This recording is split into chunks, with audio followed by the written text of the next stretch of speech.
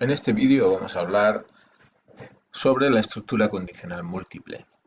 La estructura condicional simple nos permitía ejecutar un conjunto de instrucciones si una condición era cierta y evitar su ejecución si la condición era falsa.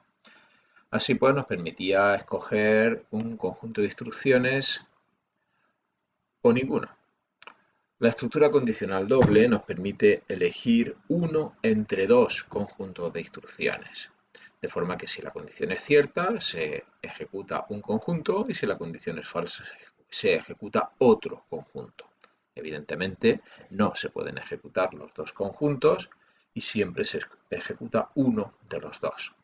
En este caso, lo que intentamos hacer es que se ejecute un conjunto de instrucciones entre varias posibilidades, no necesariamente dos.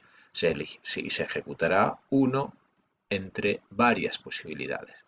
En ese caso, por supuesto, debe pensar que la elección del conjunto de instrucciones que se va a ejecutar ya no depende del resultado de la evaluación de una expresión lógica, de una condición, porque esa condición solamente nos permitiría escoger uno entre dos conjuntos. La expresión lógica solo puede ser verdad o falsa. Así pues, ahora vamos a cambiar el selector del camino y esa selección se va a realizar en base al valor de una expresión numérica entera. Por lo tanto, ese valor sí que nos va a permitir poder escoger distintos caminos. En definitiva, una estructura condicional múltiple nos va a servir para comprobar condiciones mutuamente excluyentes que se basan en el valor de un dato entero. En C++, la estructura condicional múltiple se implementa utilizando la instrucción switch. La sintaxis es un poco compleja y aquí la puede ver. Vamos a verla poco a poco. Switch evalúa siempre el operador de igualdad, donde expresión es una expresión entera. Entre paréntesis se escribe una expresión entera. Perfectamente podría ser simplemente el nombre de una variable de tipo char. Tampoco hay que dramatizar.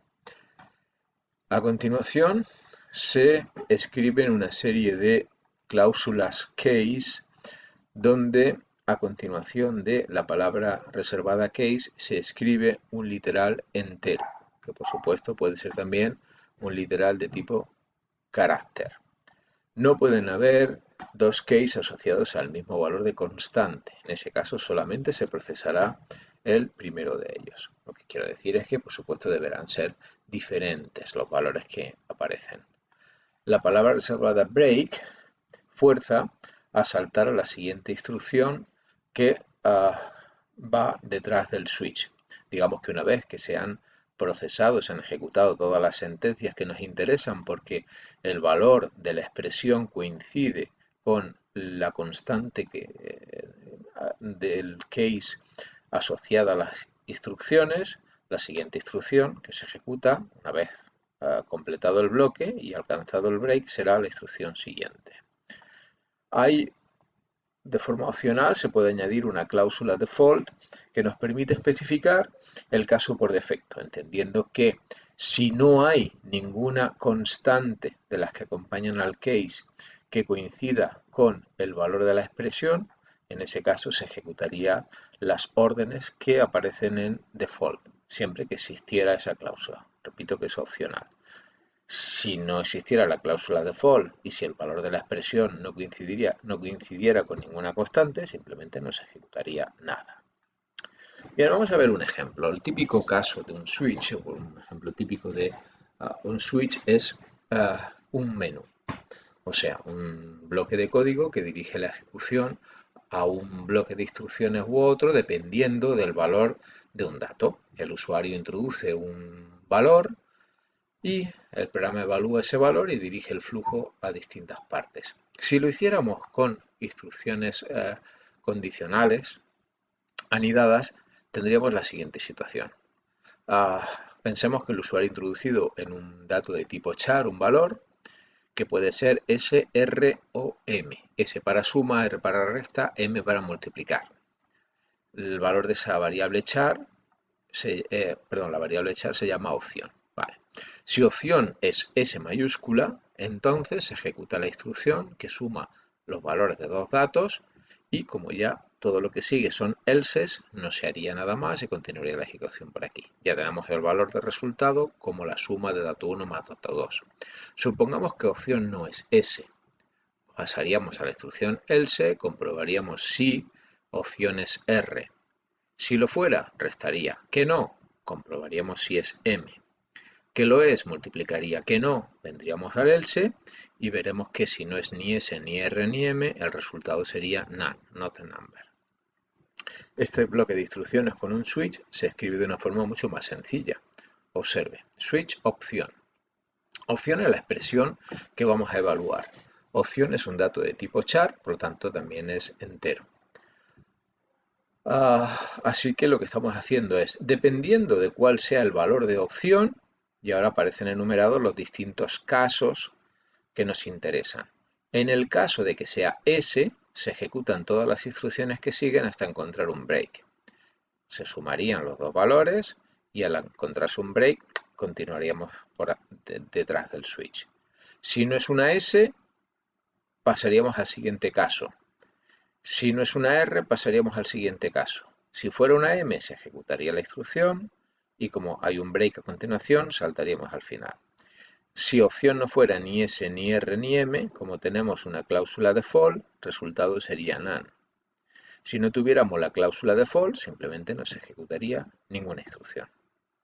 Como puede ver, resulta bastante agradable visualmente una estructura switch frente a una estructura anidadas de if-elses.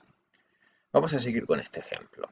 Observe que simplemente es capaz de manejar un menú en el cual la opción se haya dado en mayúsculas. Si fuera en minúsculas, ninguna de estas opciones sería cierta, siempre iría al default. Bien, si queremos contemplar las minúsculas, podríamos resolverlo de la siguiente manera. Podríamos poner varios case consecutivos, de forma que se comportarían como si hubiera un o lógico entre ellos. Así pues, una vez leída la opción, dependiendo de cuál sea su valor, lo haríamos de la siguiente forma. Pensemos que hemos introducido una R minúscula. Preguntaríamos, ¿es opción igual a S mayúscula? No. ¿Es opción igual a S minúscula? No. Por lo tanto, seguiríamos buscando nuevos case. ¿Es igual a R mayúscula? No. ¿Es igual a R minúscula? Sí. Por lo tanto, ahora pasaríamos a ejecutar las instrucciones que siguen hasta encontrar un break. Se haría la resta y saltaríamos al final.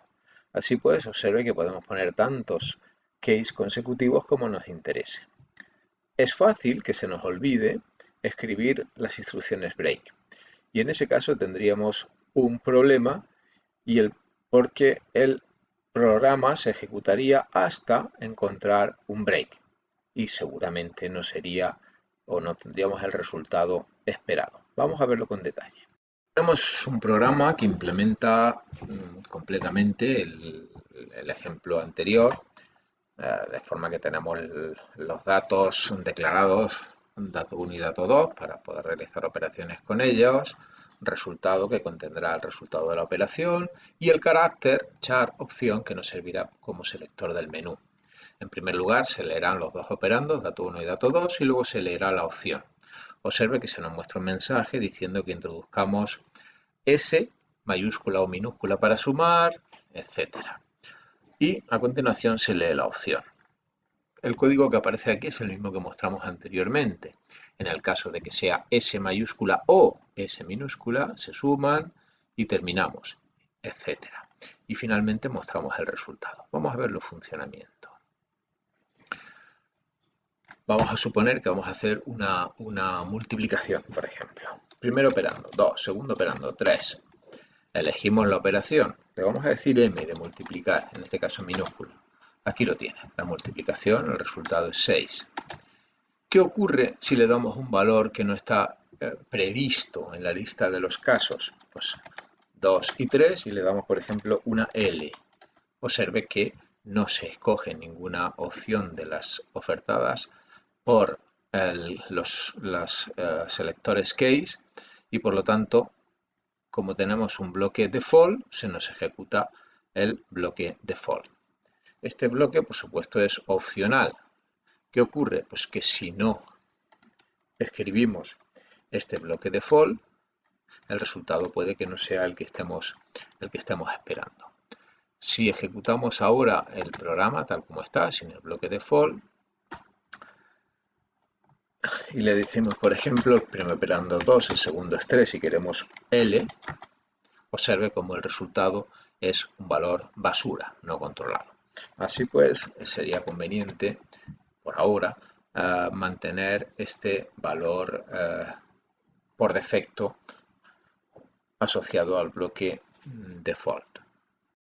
¿Y qué ocurre cuando olvidamos algún case? Perdón, algún break. Por ejemplo, vamos a quitar el break de la multiplicación. Vamos a dejarlo comentado, como si no existiera. Con lo cual, suponemos que si elegimos perdón, he dicho de multiplicación de la resta. Si elegimos la opción resta, se nos ejecutará esta instrucción, pero al no encontrarse un break, el programa seguiría buscando el break hasta encontrarlo o hasta terminar su ejecución. Vamos a ver cuál sería la situación. Voy a decirle que quiero una resta, a ver qué es lo que ocurre. Si le digo que quiero un 2 y un 3 y que los quiero restar, observe cómo me dice que el resultado es 6, porque aunque en primer lugar hace la resta y hace 2 menos 3 menos 1, cuando sigue ejecutando hasta encontrar un break va ejecutando todas las instrucciones que aparecen. En particular haría esta multiplicación. Por eso nos muestra un 6. Si comento esta instrucción, recompilo, fíjese que ahora no va a encontrar ningún break y entendemos que se ejecutará hasta el final del programa. Por lo tanto, si digo que quiero restar, observe cómo efectivamente me dice que el resultado es none, porque al no encontrar ningún break, ejecuta todas las instrucciones hasta llegar al final del switch. Y en este caso, la última que ejecuta es resultado. Así, no olvide utilizar las instrucciones break para finalizar cada una de los bloques diferentes alternativos que encontrará en un switch. Bien, en cualquier caso, esta solución propuesta no es del todo satisfactoria porque en principio nos obliga a repetir el selector tanto para mayúscula como minúscula. Seguro que podemos hacerlo mejor, y cuando introducimos una opción no prevista para el menú, obtenemos un resultado que no parece muy lógico o muy previsible. Quiero decir que si un usuario quisiera realizar una operación entre el 1 y el 5, imagínense que nos equivocamos y le digo opción K, que me diga que el resultado es none, puede ser un poco sorprendente. Posiblemente quisiéramos un mensaje que nos dijera que esa opción no es correcta.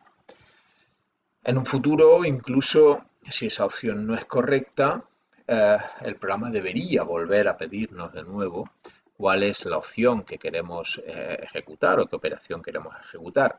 Pero hasta que no veamos las estructuras repetitivas eso no será posible.